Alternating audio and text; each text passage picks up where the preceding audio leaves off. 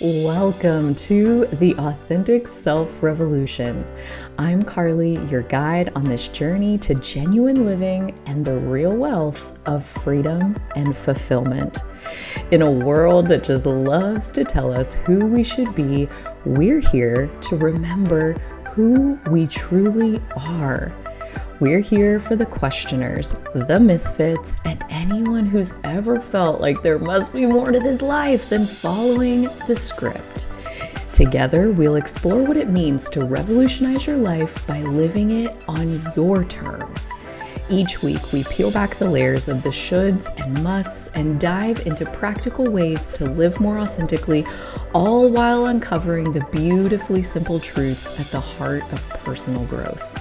If you're listening only and want to see my face, you can head over to my YouTube channel, Owning Authenticity, where you'll find this podcast, along with a literal treasure trove of other content aimed at uncovering who you truly are. Your authentic self is waiting. Let's dive in. In today's episode, we are diving into 3 strategies for overcoming the fear of rejection. We are here in the 3rd episode of this podcast. On the first one, we looked at 5 ways to notice that your authentic self is calling to you, trying to bust out of the seams of your life, and then immediately followed it up with, so even when we hear the call, why don't we answer sometimes? And that is truly the $1 million question, okay? And that is what we're continuing to answer on this episode, because fear of rejection is absolutely one of the biggest barriers and obstacles to being our authentic self. And as we dive into these practical strategies, I think you'll see why. I mean, it's not necessarily easy to roll your sleeves up and do the work that it takes to unravel this tangled up mess that is inside of us that causes us to fear rejection in the first place, that keeps us from being our authentic self. So in today's episode, we are not only going to look at 3 different strategies, but each strategy has a very practical exercise that, if you find even one exercise that you'd like to play with over the next month, be thinking about which one feels like the best fit for where you are now, knowing that this episode is here to come back to in the future as many times as you want. So when we think about the fear of rejection, I want to say just a tiny bit about that before we dive into the 3 strategies. And as we talked about it in the last episode, sometimes this is also more surface level, worrying about what other people think. Okay, so like when we worry about what other people think, why are we doing that? We're doing that because we're afraid that they're going to reject who we are, what we show them, how we express ourselves, etc. This is also something to really dive into if you notice that you have a habit of people pleasing. So on the surface, this is even something that in the culture has gotten to the point where people will openly admit that I'm such a people pleaser. Really? Okay, well, that's great, because that self-awareness means that, like we talked about on the very first episode, awareness is 95% of the journey. So if you know these things about yourself, then you can choose to change them if you want to, right? As we get into the reasons why we fear rejection, I think you'll see that maybe hanging on to it for a little bit longer is the way you want to go, and that's fine. Maybe you're ready to unzip these things that are standing in your way, and that's fine too. So everything that you need to start doing that work, or to continue doing the next layer deeper of that work, is here in this episode for you. I would love to hear from you on social media or in the comments below, and share your experience about where are you at in your authenticity journey, and how do these exercises support you in either getting started with taking that first most scary step there is, or potentially deepening in and going another layer deeper. Remember, the more we will heal, the more authentic we can be. The more authentic we want to be, the more we need to heal. So this episode hopes to support you in that process, and I sure hope it does. So let's dive into the 3 strategies. The first one being reframing rejection as redirection. Okay, rejection, think about on the most basic, detached from self, just observing what's actually going on here. Rejection is an opinion. It's somebody's opinion that that thing is not what I want, right? Like when we boil it down as that simple, it's just one person's opinion. And as we get more deeply into these strategies, you're going to see why, some people's opinion matters more than others. Like we may be worried about this one specific person rejecting us, or it may be that we're not willing to be rejected by anybody. There's also a book that I have to recommend to you on this strategy. I'll give you that here in just a moment. But really what we're talking about here is learning to view rejection not as a personal failure. Okay, one person's opinion that I don't like how you express yourself. I don't like that you choose to spend time on that hobby. I don't like that this is the topic of conversation you want to talk about. That's just their opinion, right? And part of the question is, are they entitled to want what they want? And I would say yes. And that goes for you too. You're entitled to want what you want. And is it allowed for those two things to be different? Are we allowed to each have our own ground, or do we always have to be standing on the same page? And that will be on a case-by-case basis for you to decide through the course of your day, through the course of each of your relationships. But really, it's just a difference of opinion. That's really all rejection is. That's all it boils down to, except for, and again, as we go through here, sometimes we make it mean that we are bad because this person is rejecting us because they rejected, our hobby, our conversation, our self-expression, whatever it is, because they said that was bad for them. We make it mean that we are bad. We make it mean that we have personally failed. And that doesn't have to be the case, though it often is. And the harder we people please, probably the more that that's true, that we have a tangle in our self-worth, our value as a human being is tied up in how many people like us and how many people approve of us. And we talked about that a little bit in the tribal nature, the biological wiring that we have as human beings to seek approval for survival reasons. So this is not a personal failure. This is not to shame or judge anyone as being wrong or bad or you're not doing it right. This is to build self-awareness. Because if you can see these patterns, you can interrupt the patterns and redirect the pattern into a new pathway. And that's the only goal that we're ever supporting here on the Authentic Self Revolution, is for you to get to thrive as who you were born to be. So instead of looking at it as a personal failure, we could choose to look at it as a redirection towards better alignment with your authentic self and your goals and your soul's desires. Your friend doesn't want to talk about your new hobby. Maybe this is the universe's way of saying there's a new friend for you, floating in the wings, floating just out of view of your current worldview. They're right there. This person not wanting to spend that time with you leaves you freed up to what? To make a new friend, to build a new relationship. And here we get into territory of like fear of change and all kinds of things that, again, this is not easy work, not even necessarily simple work. It's just somewhat necessary if we want to move past the fear of rejection into authentic self-expression and getting to line ourselves up, because ultimately these redirections, they're lining us up to a place where our authentic self is not just allowed to be there. It's not just tolerated, but it's actually celebrated. Like people are just on the edge of their seat with your authentic self, begging you to be even more, tell them even more, right? Like so often we walk around like trying not to get rejected for being too much. When we are in the right circles, and by right, I only mean that there's alignment between my authentic self and this person's authentic self. When we're in that situation, we just go and go and go and go. And there's only ever, I want more, right? Like there is no too much. That's a flawed premise that's a rejection based on this person's opinion of what they're looking for in their life, and they're allowed. And you needing to express more than that is simply a redirection into a place that would actually be celebrating that version of you.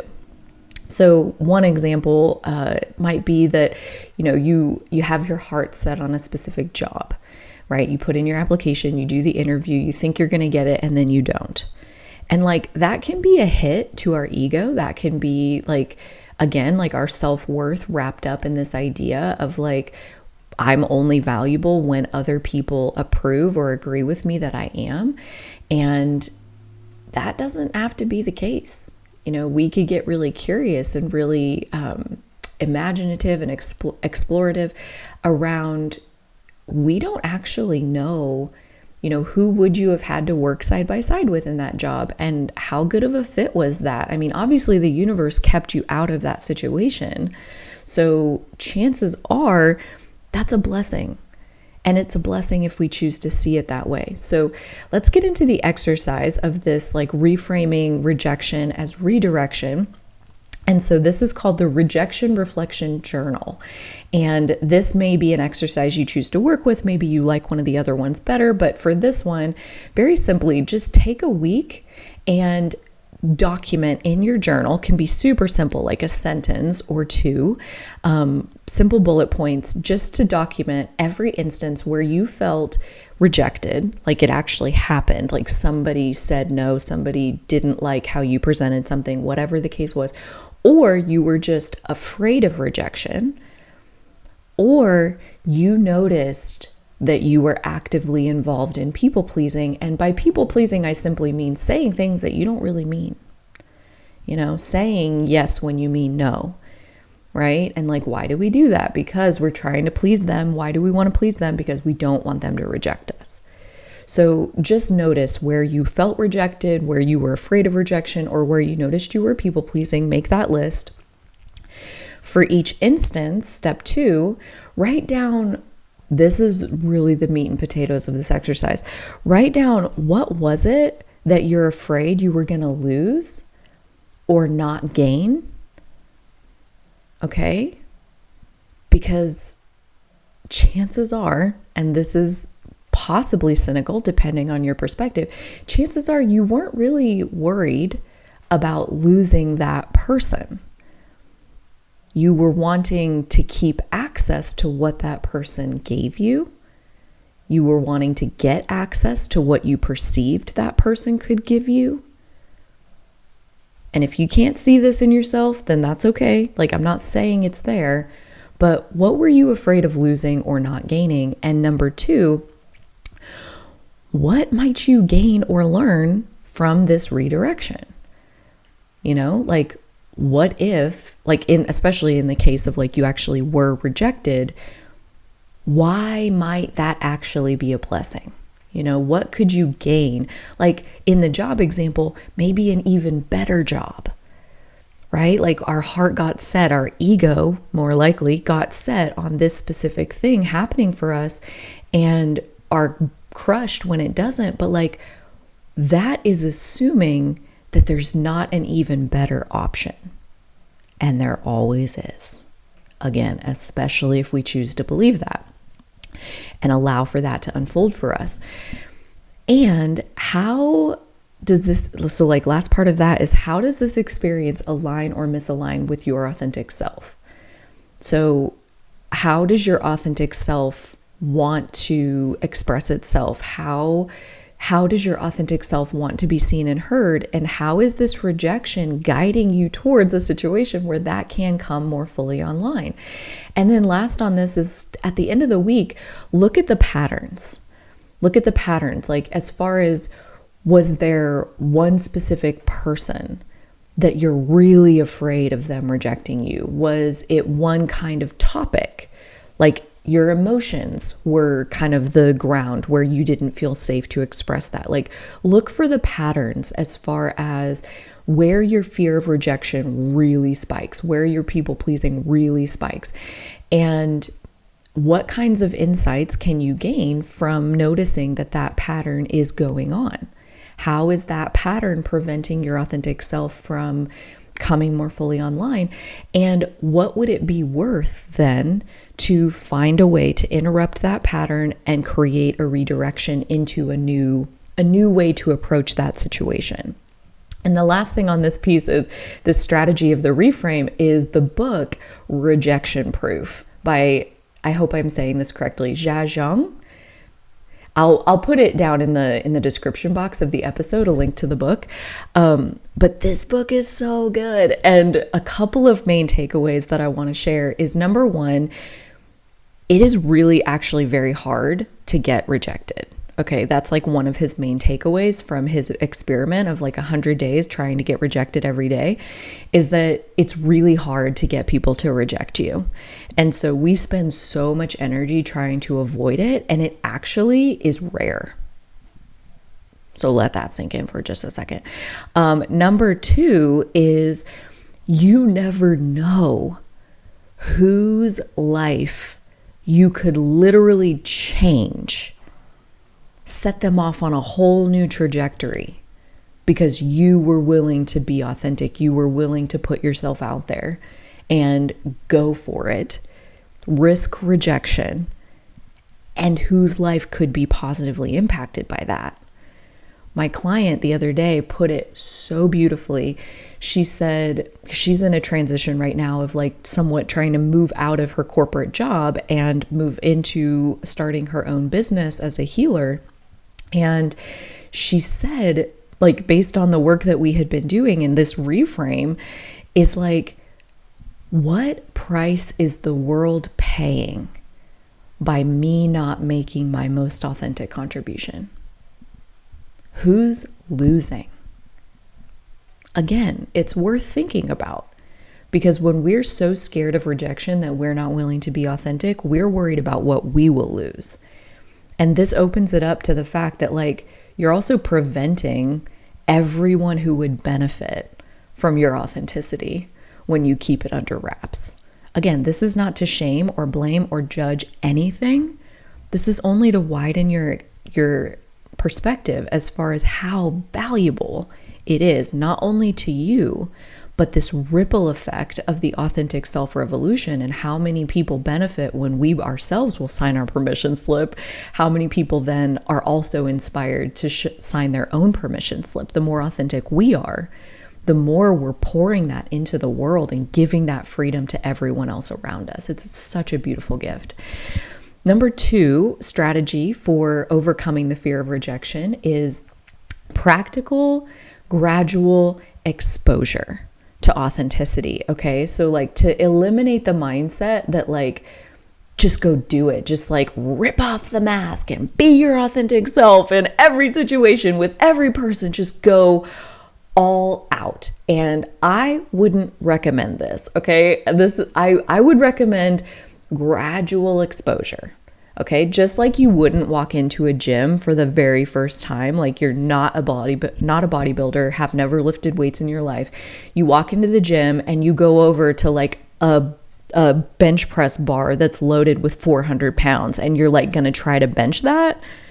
No, you wouldn't do that. You have little muscles, right? Like my little squirrel arms. Like you would go over to a weight that's appropriate for the level of strength that you currently have, and you would go just beyond that, build up a little bit more strength, and then you'd go just beyond that, build up a little bit more strength. And authenticity muscles are no different, right? Like we want to build them up gradually over time. So going with incrementally increasing our authentic self-expression in low stakes situations. Okay, this part is key, right? If there's somebody who's like very contentious, you already know that they're just growly and prickly and all kinds of things. Like maybe don't practice your authenticity on this person. Just a thought, just an idea. Because the more reps we can do in a safe environment, like make a sure bet.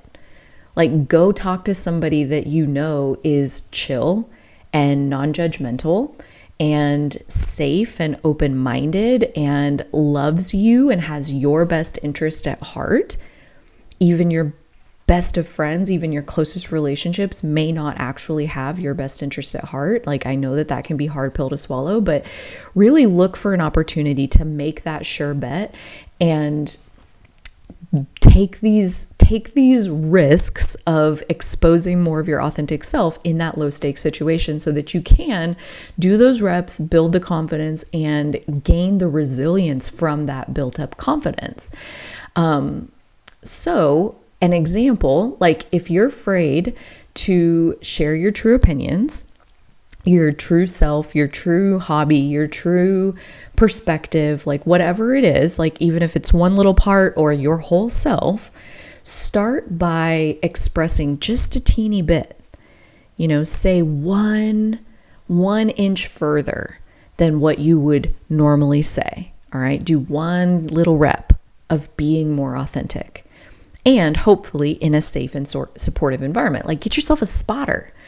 Same as at the weight room. Like, if you're going to go into a bigger weight that you've not lifted before, if you're going to express truth that you've not expressed before, make sure that you've got the support backing you up that can catch you when that vulnerability hangover will no doubt rear its head.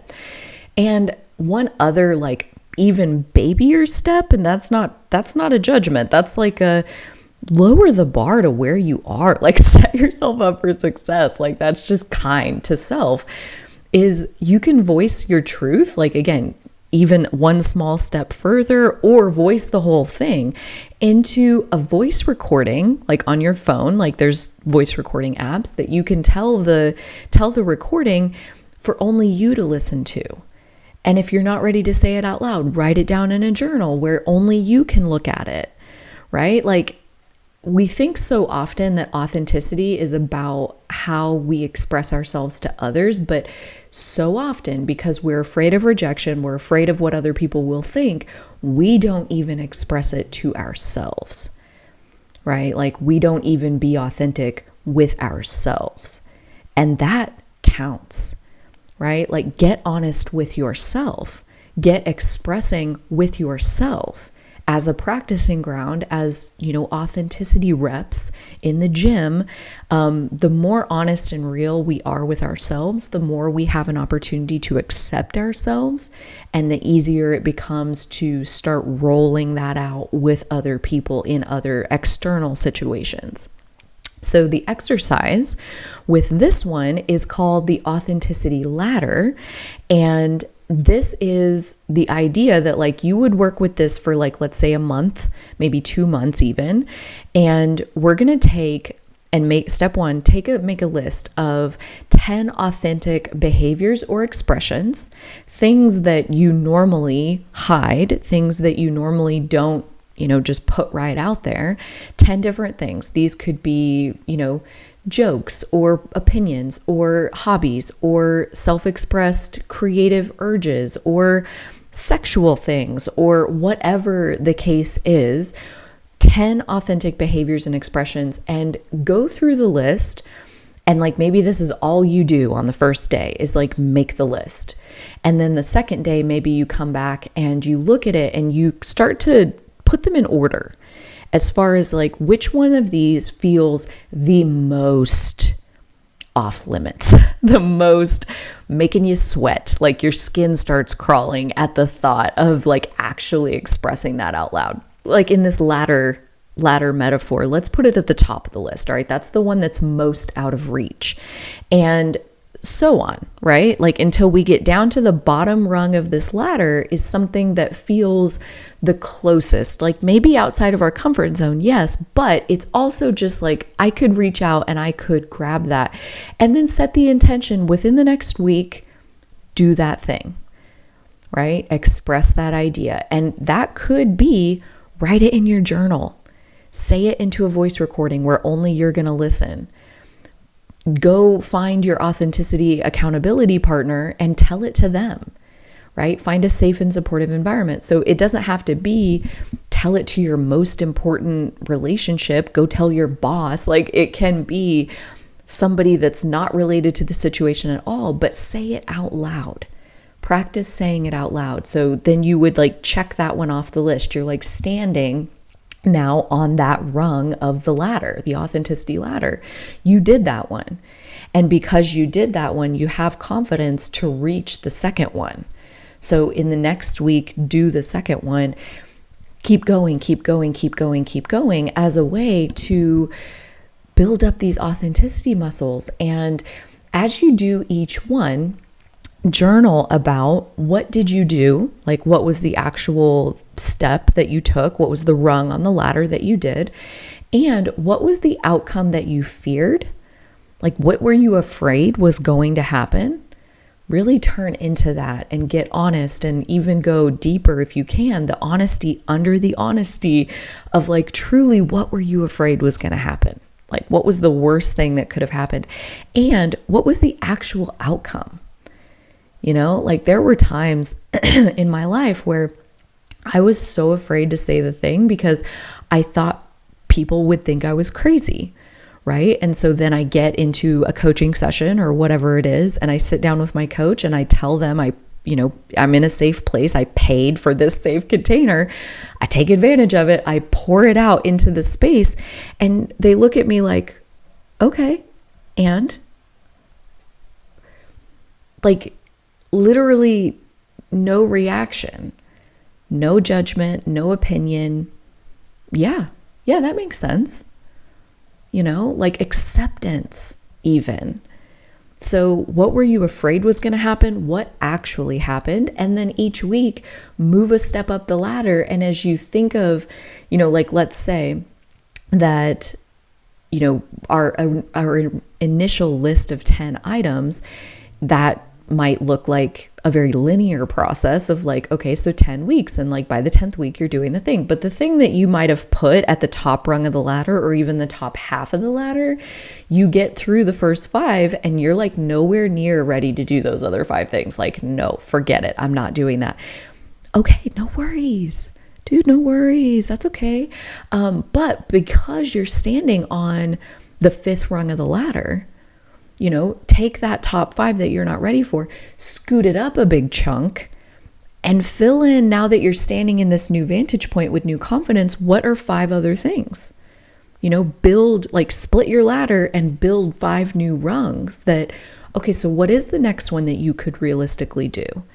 Maybe that thing that you did in the first week that you talked to your safe space buddy about it, and like that built up the confidence. Or maybe the first week you set it into your voice recorder, and then the second week you set it to your safe space buddy, and then you did some other things that built up your confidence some more. And so maybe in week 6 you take that thing and you go talk to the person about it, right? The actual person that it's about, the boundary that needs to be set with that person or that relationship. Or you go and talk to your boss and you actually ask for the raise.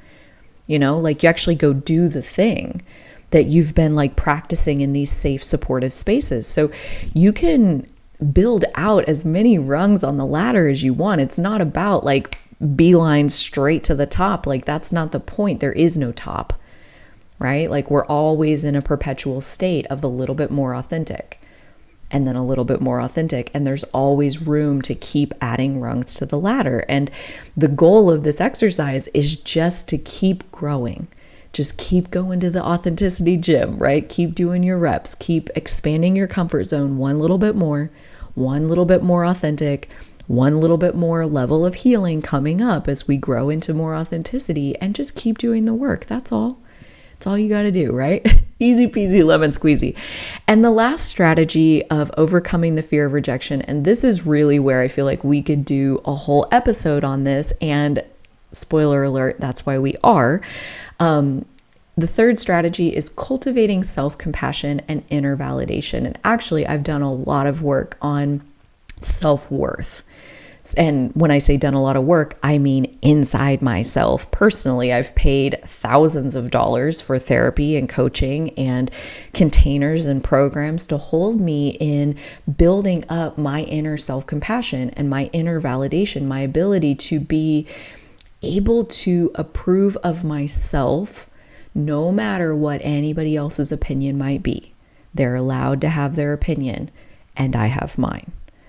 right? And like that work is, I would say, like the greatest gift I've ever given to myself.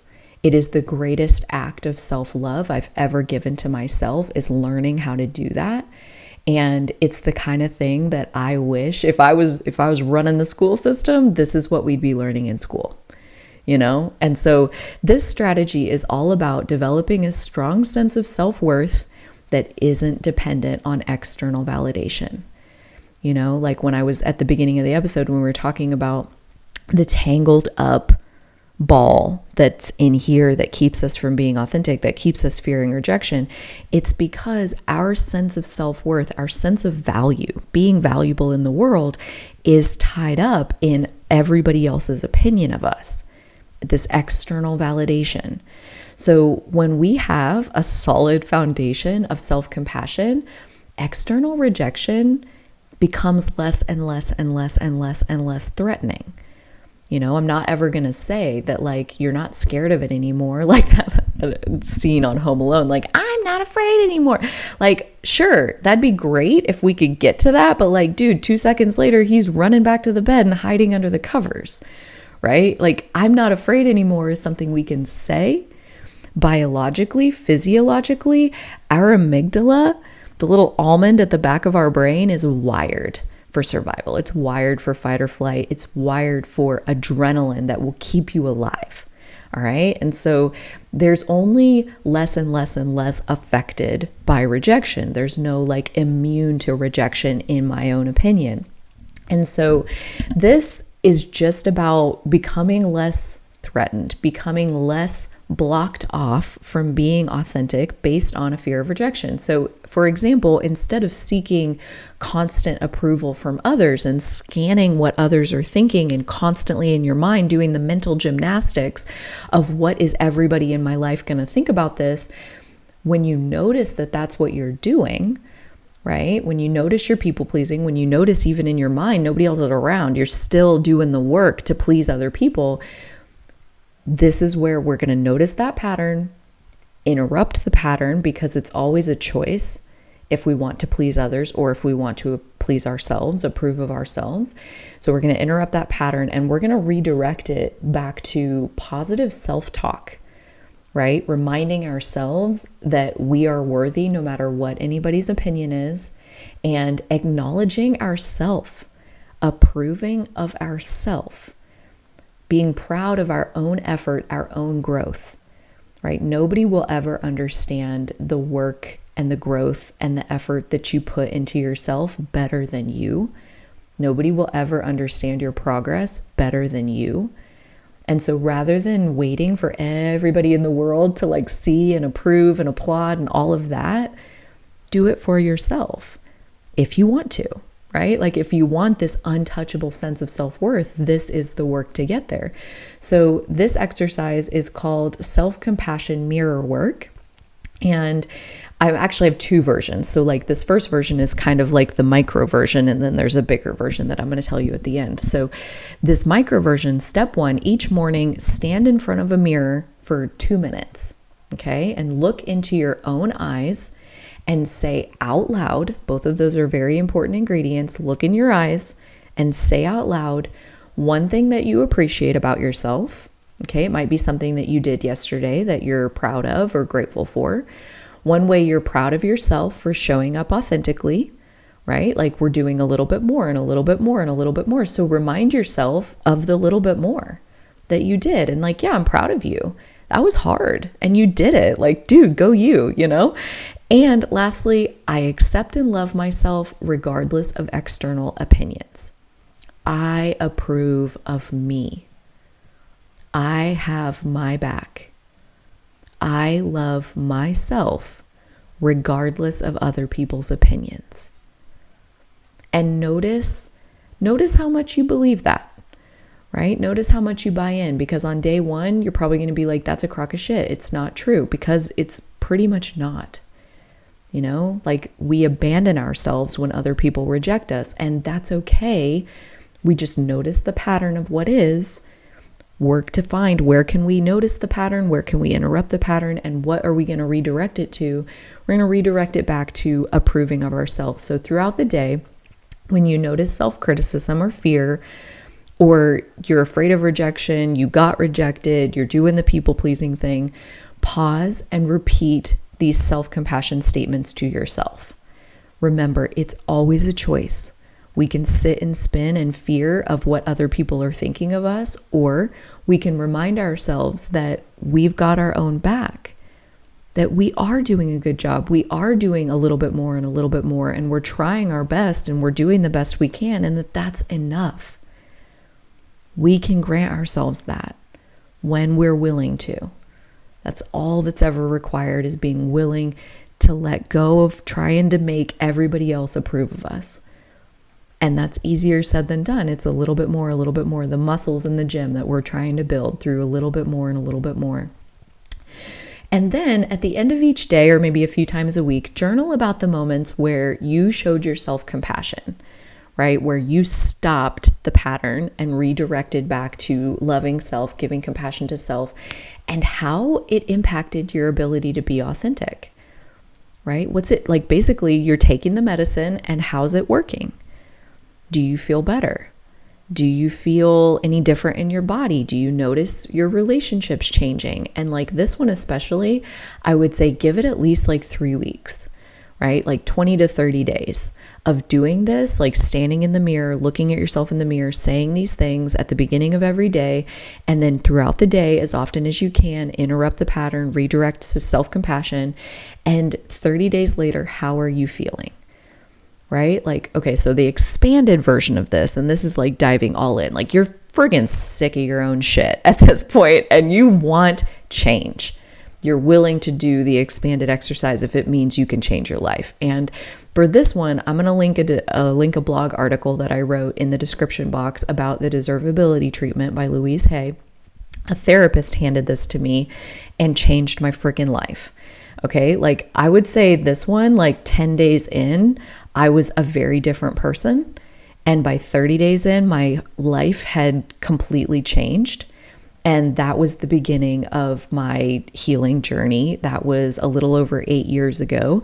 And I come back to this when I need a refresher. And so I want to put this tool in your pocket and you pull it out whenever you're ready to start working with it. But this is very similar to stand and look at yourself in the mirror, look at yourself in the eyes. It's quite a bit longer. And so it'll take closer to 3 or 4 minutes to read it into the mirror to yourself. And by the time you've done this once or twice a day for about a week, you've got parts of it memorized so you can make more eye contact and really look at yourself, look at the person, right? Not the concept that we have in our mind of who we think we are. Look at yourself as a human being, right? How you would normally treat a human being. Look at yourself as that human being. So the deservability treatment, super powerful tool. Again, only work with this if you're ready to change your life. Okay. If you want your life to stay the same, don't work with this. So this is, again, overcoming the fear of rejection. This is another one where like we can talk all about it all day long, but ultimately until you get on the bike and start trying to figure out how to ride it, this is not going to change. This requires stepping outside of our comfort zone and doing the work to practically integrate these concepts into our mind and body to create that real sustainable change. So my recommendation for today is like pick one of these exercises and commit to a couple of weeks of working with that one specific exercise and just notice how you feel. Notice you're taking the medicine for 2 weeks. Do you feel any better? And if it doesn't necessarily create a lot of shift for you, that's okay. That just may not be the right exercise to meet you where you are, right? This is a general discussion. And unless you're sitting right in front of me telling me specifically about your situation, I can't make a specific recommendation for exactly the exercise that might really be a high payoff for you in this moment.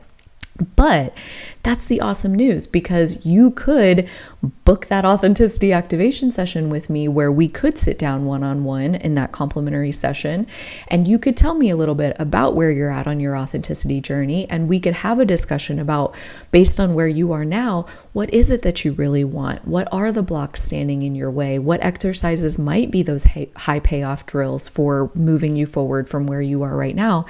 And what are your unique gifts, and what might be that next step of really taking ownership and living from that place of authenticity? If you're not quite ready for that, that's a rung on the ladder that you're not really ready to reach for yet. That's totally cool. It's an open invitation. Visit that site, owningauthenticity.com/activate, when you're ready. In the meantime, it may be more within reach, a lower rung on the ladder, to find the authenticity accountability partner, to find a community that's a safe space, to find a group where you feel comfortable and welcome. A friend, a fellow listener, you're finding somebody in the comments that's wanting to do this, and you're making arrangements to be able to meet on Zoom every other week, to be able to practice saying things that you don't normally say. Step outside your comfort zone, whatever one little bit you're ready for. So to recap the 3 strategies of overcoming the fear of rejection: number 1, reframe rejection. Right? It's just somebody's opinion. It's just redirection towards where your authentic self will be actually celebrated. Number 2, practice gradual exposure. All right? We're not trying to rip off the mask and run naked through the quad. We're trying to put one little pinky toe out further than where we've been before. Number 3, cultivate self-compassion and inner validation so that you have an untouchable sense of self-worth that is not based on other people's opinions. And remember, this is such a gradual process, right? Like, this is not something that's going to happen overnight. We're looking for those 1-degree turns. What is 1% more that you're going to do today? And tomorrow, what is 1% more? Or maybe you're just going to practice the 1% from yesterday. One little bit, one little bit, one little bit. Because again, give it 30 days. You are in a completely different situation than you were that previous month. Give it a year. Give it 1,000 days, right? Just a few years. Like these 1-degree turns, like if you keep making them, you end up somewhere completely different. Or you can keep doing what you're doing and keep living the life you're living, and there's no judgment in that, because only you can know when you're ready and what you're ready for. So I hope this has been helpful. I would love to hear your reflections in the comments down below, or tag me on social media, #AuthenticSelfRevolution. And coming up next, we are diving into another giant blocker of our authenticity. And this is one that, again, I have done so much work inside of myself. I do this work with my clients. I make webinars and workshops and podcast episodes all about this, because this is something that tangles so many of us up and keeps us stuck. We're going to dive into 3 tips to embrace imperfection and overcome the fear of getting it wrong. So that's where we're headed next. I hope until then that you are taking such good care of who you really are, and so will I.